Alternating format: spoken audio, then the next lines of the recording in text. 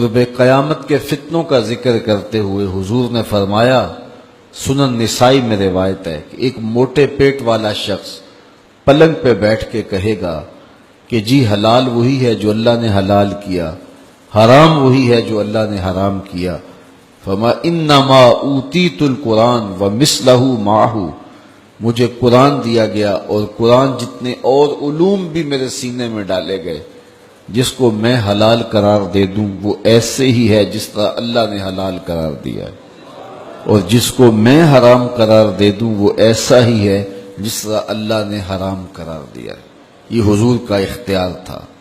حضور کو اللہ تعالیٰ جل شانہ نے اختیار عطا کیا تھا، بلکہ آپ دیکھیں کہ کتنے احکام ہیں جہاں حضور علیہ السلام نے ارشاد فرمایا، جو فرمایا ایسا ہی ہوا۔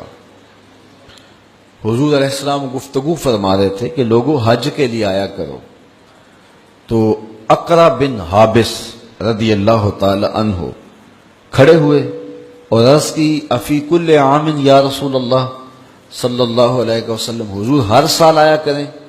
تو حضور خاموش رہے۔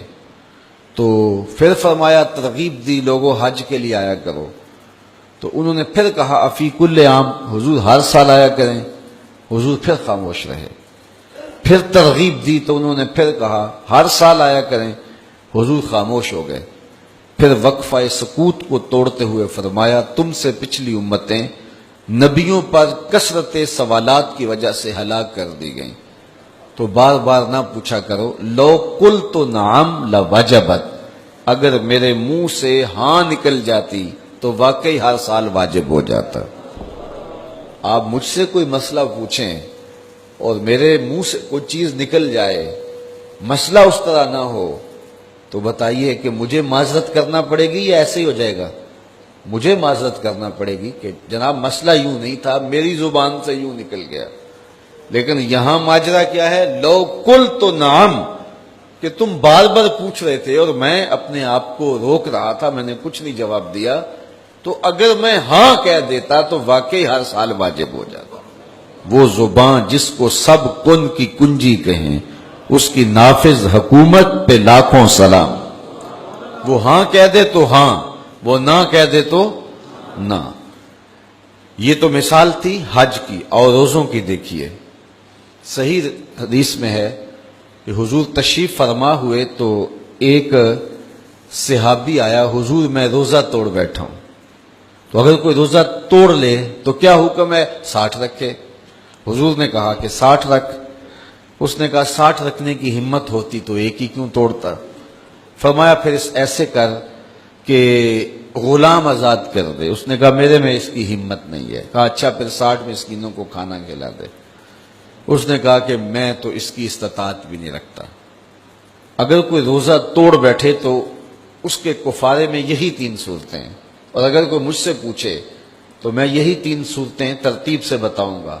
سب سے پہلا کام کہ وہ 60 مسلسل روزے رکھے۔ اگر اس میں طاقت بدنی نہیں ہے تو پھر دوسرا آپشن ہے کہ وہ غلام آزاد کرے، اور اگر اس کی طاقت بھی نہیں ہے تو پھر ہے 60 مسکینوں کو کھانا کھلائے۔ یہ نہیں ہے کہ روزہ توڑ لیا تو 60 مسکینوں کو کھانا کھلا دیا، وہ 60 روزے رکھنے پڑیں گے۔ ہمت نہیں ہے تو پھر دوسرا سٹیپ ہے، اگر اس کی بھی ہمت نہیں ہے تو پھر تیسرا سٹیپ ہے۔ اور اگر کوئی کہے میں یہ بھی نہیں کر سکتا تو میں تو سے کہوں گا تجھے کہا کس نے تھا کہ روزہ توڑ؟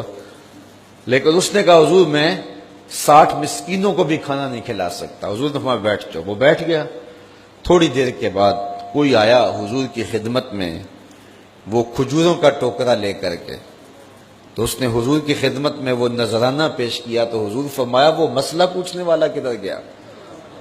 تو وہ قریب ہی بیٹھا تھا، حاضر ہو گیا۔ کہا یہ کھجوروں کا ٹوکرا لے لو اور جا کے 60 مسکینوں میں بانٹ دو، تمہارے روزے کا کفارہ ہو جائے گا۔ اس نے کہا کہ ان 2 پہاڑوں کے درمیان میرے سے بڑا مسکین ہی کوئی نہیں۔ تو حضور اتنے مسکرائے کہ حضور کی داڑھی صحابہ کو نظر آنے لگے۔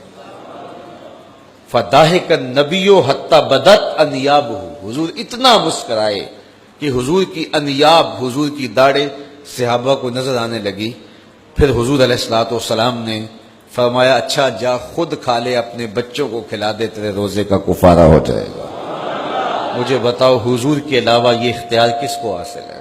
یہ اللہ کے محبوب علیہ الصلوۃ والسلام کا اختیار ہے، جو کہیں وہ دین ہے، جو فرمائیں وہ دین ہے۔ اللہ اکبر۔ تو حضور غصے میں کوئی بات ارشاد فرمائیں وہ بھی دین ہے، حضور مزاح میں کوئی بات ارشاد فرمائیں وہ بھی دین ہے۔ اور آقا کریم علیہ الصلوۃ والسلام مزاح میں بھی اور غصے میں بھی حق کے علاوہ کچھ نہیں کہتے تھے، چونکہ ہم مغلوب ہو جاتے ہیں، مسرتوں میں خوشیوں میں بھی درک جاتے ہیں، آپے سے باہر ہو جاتے ہیں، اور غصے میں بھی غضب کی کیفیت میں بھی آپے سے باہر ہو جاتے ہیں۔